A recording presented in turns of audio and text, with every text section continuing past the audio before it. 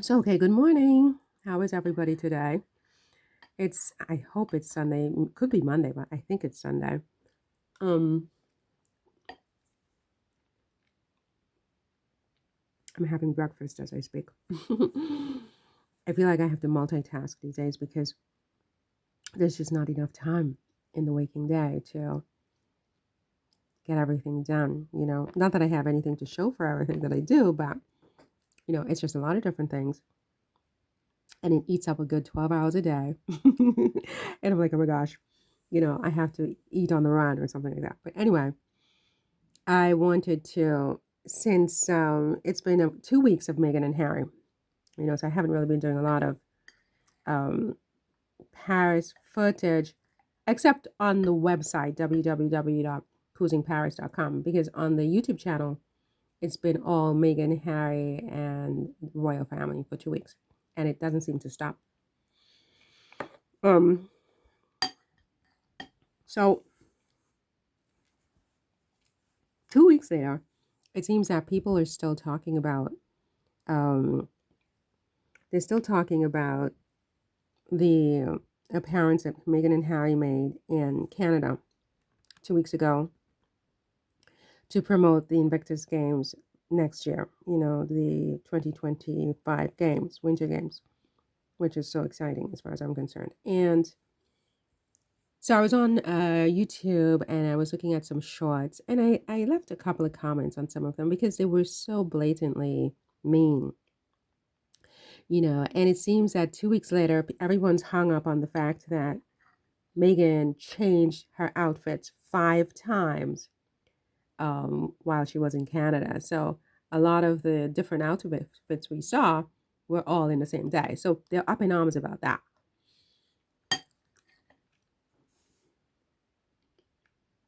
And I just thought to myself, geez, I mean, why are people getting so bent out of shape about a woman, a woman's clothes and her outfits? Whether she wore one outfit, which would have been a different problem for these people, or she wore 100 outfits.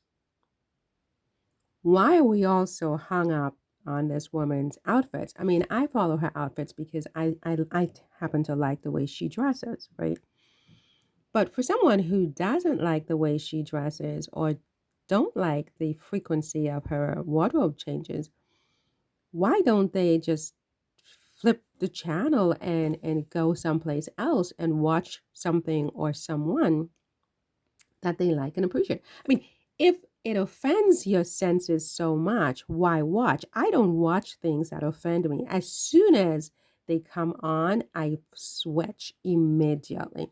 I don't waste my time, right? Because time is so precious. Do you know how precious time is? That you're going to sit there watching a woman's outfits because you hate her just to make a YouTube video 2 weeks after she's already moved on to other outfits, other things, right? She's living her life and you're trailing her just to express your hatred. It boggles my mind. It boggles my mind because things that I'm not interested in, I don't look at. I mean, really, I just don't.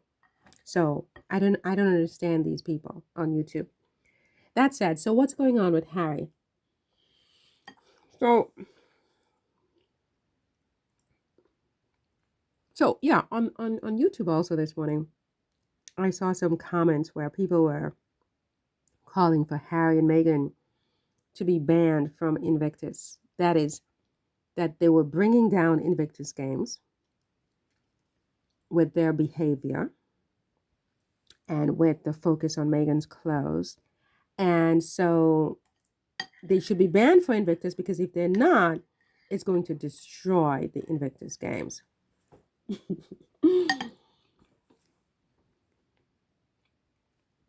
I found that very interesting and very curious. I mean, and correct me if I'm wrong, but because I'm always the last to know. And I confess, and I have confessed, and I will continue to confess it. I do live in my own world. I do live in my own little bubble. I mean, for the most part, I don't really know what the heck is going on. I have to make a real effort, to know what's going on. And I've done that for years and years and years. And yeah, it's become a little bit of a issue, right? So I'm trying to sort of not be like that anymore, at least not to this extent. So I could be wrong, but it seems to me that the Invictus Games were created by Harry. Am I wrong about that? I mean, I don't even get the sense that he had a partner here. I get the sense that he created the Invictus Games, right? Am I wrong?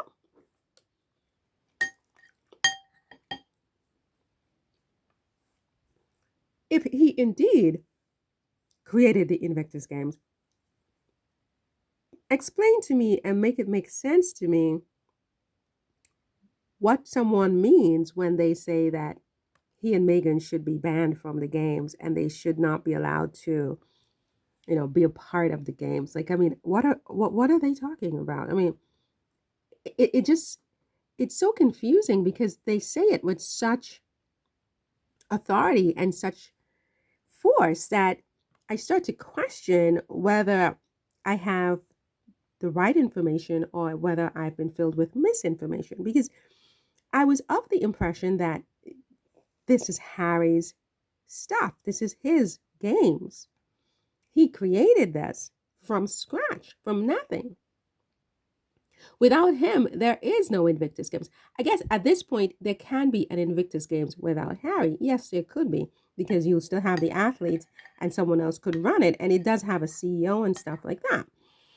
So it's not that there couldn't be a games without him, but the idea that, you create your stuff and then it becomes successful and then people just want to push you aside, it's pretty brazen. That's brazen. They do it also with corporations where you form your corporation out of nothing, right? And it becomes successful and then they want you out, right? They want you out. You can no longer run the company. You can't get a certain amount of shares. You can get this amount of compensation. Da da da da da.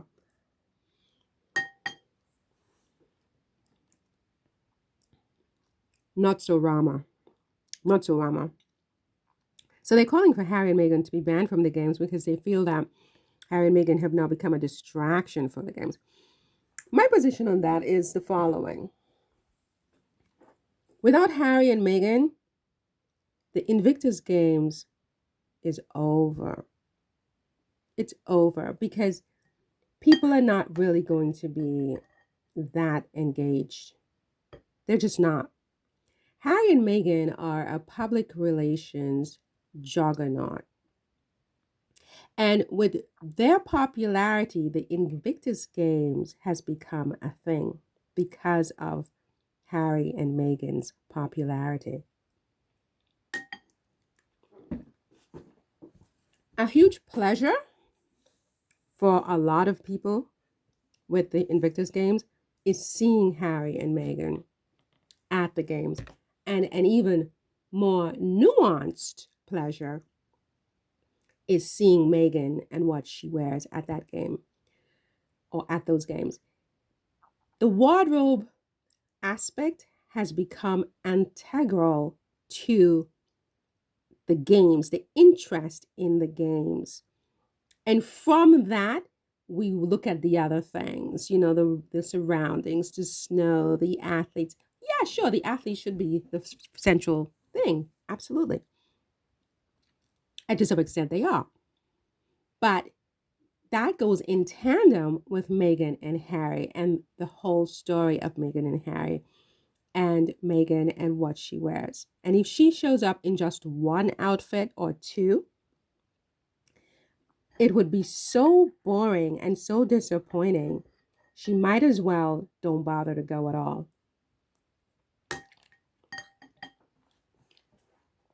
That's my position. We want to see Meghan in her beautiful, event appropriate outfits. It's part of what makes it interesting because clothes does make the man and clothes does make the woman and clothes matter and clothes are important. for humans. It's just comme ça. We care about how we look and how each other looks. That's why the clothing industry is a multi-trillion-dollar global industry, because people care about clothes. And frankly, 5 outfits wasn't even enough. I could have done with 10 outfits easily from Meghan, and I would have been fine with it. And I'm sure that's true for everyone, including those who are complaining. All the top fashion magazines all over the world, from China to France to UK to the United States, we're talking about Meghan's outfits for days, deconstructing it from her earrings to her shoes. I learned that she was wearing these particular teardrop earrings from one of these magazines. I think the earrings probably cost around $900 or something. I'm not even sure. And there is a dupe on Amazon that, people like me were able to buy because of Meghan wearing it to the games, among other things. So she moves the clothing economy, right? And that means jobs, that means revenues for small businesses, etc. So I don't know what they're talking about, that she wore 10 outfits, so that makes her a bad person. She wore 5 outfits. She should have worn 10 outfits, if you want to know the truth, or more if you want to know the truth. Double, okay? So anyway, so Harry, so that was the Invictus Games. I mean, correct me if I'm wrong, because I don't know what they're talking about, Harry and Meghan, with no, there's no Invictus Games without Harry and Meghan.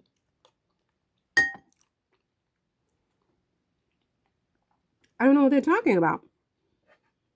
So now apparently Harry, is there a lawsuit going on Harry? I haven't been keeping up with that kind of stuff. But apparently, because last year I know that there was a group in the U.S. who wanted to get Harry's immigration records about drugs, but I was of the impression that the court had ruled against them. But I guess maybe they appealed.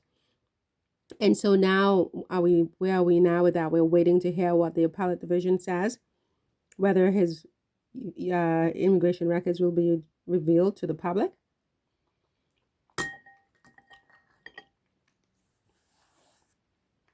I mean, you can't ever say, be sure what these people will do, but I can't see how that would ever happen, right?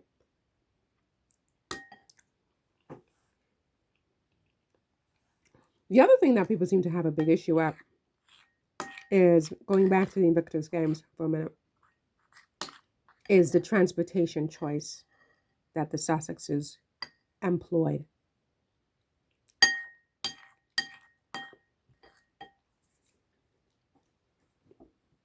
So apparently, they got there on a private jet, and they had the audacity to get there on a private jet that they didn't have to pay for.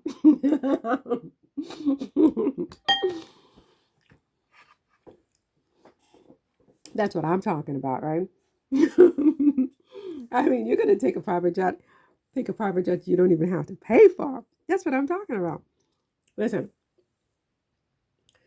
if people feel that way about, you know, a private jet flight is so ruinous to the environment, they should stop breathing, as far as I'm concerned, because breathing at this point is bad for the environment. Our collective carbon dioxide is destroying the environment. How about that?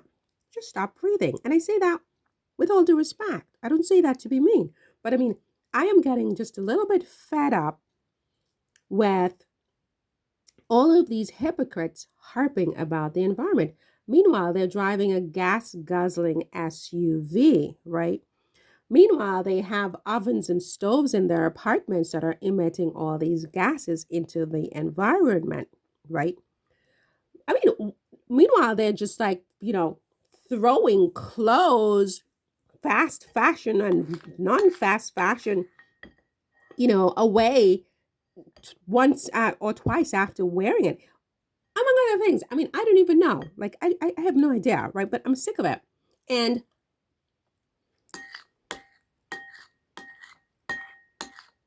the way I feel about it is, look, if we mess up the earth,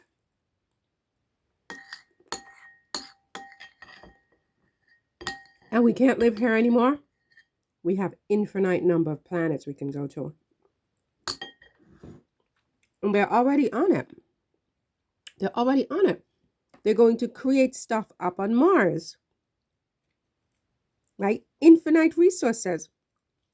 And once they have mastered living on Mars, which is going to be a little bit different than living on Earth, perhaps, because it's just a different planet. It's going to be a little different, an adjustment. From there, they're going to just conquer yet another one in other generations.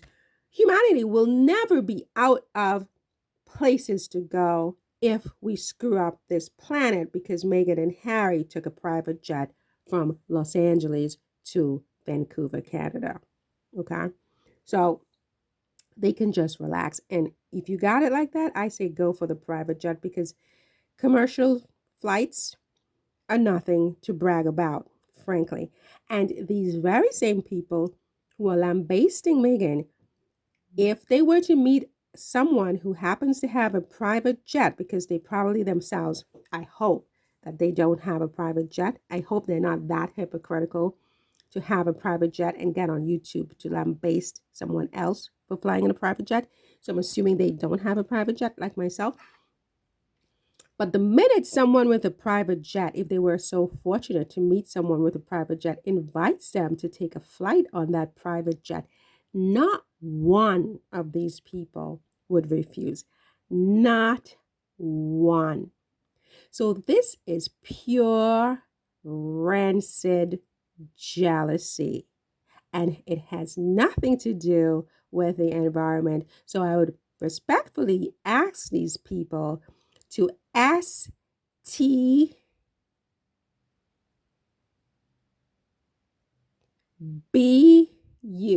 Okay? STBU. Shut the bleep up.